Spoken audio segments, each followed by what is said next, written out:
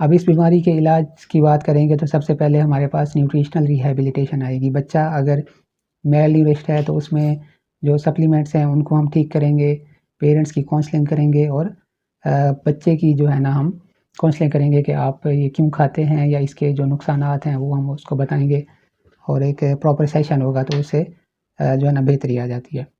एक तो proper counselling, दूसरा न्यूट्रिशनल सप्लीमेंट्स। न्यूट्रिशनली हम उसको बताएँगे कि कौन-कौन सी चीज़ों की कमी है इस बच्चे में और पेरेंट्स को काउंसल करेंगे कि आपने क्या-क्या चीज़ें देनी है। अगर बच्चे के पखाने से कीड़े आ रहे हैं यानी कि वर्म इन्फेस्टेशन है तो उसके लिए हम मेडिसिन देंगे।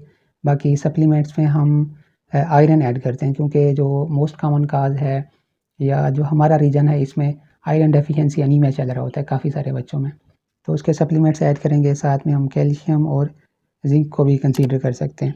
लेकिन मेन जो इस बीमारी को ट्रीट करने का मुद्दा है वो ये है कि आप पेरेंट्स की काउंसलिंग करें कि आप बच्चों को अच्छे से टाइम दें, उनके साथ आपका एक हेल्दी रिलेशनशिप हो। आपको पता हो कि बच्चा कहाँ है, क्या कर रहा है, क्या खा रहा है।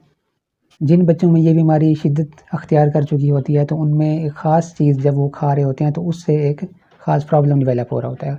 मिसाल के तौर पर अगर बच्चा मट्टी खा रहा होगा तो उसमें हमारे पास टोक्सोकैरियोसिस होगा और कुछ बच्चे जो जली हुई माचिस की तीली खा रहे होते हैं, उसका ब्लैक पार्ट, उसका हेड पार्ट जब खाते हैं तो उसमें हमारे पास हाइपरकैलेमिया होता है और दूसरी जो हमारे पास इलेक्ट्रोलाइट इम्बैलेंस है वो हो जाता है। कुछ बच्चे हमारे पास लेड पॉइज़निंग के साथ भी आ रहे होते हैं। ये थी हमारी वीडियो पाइका के इलाज और उसके बचाव के मुतालिक।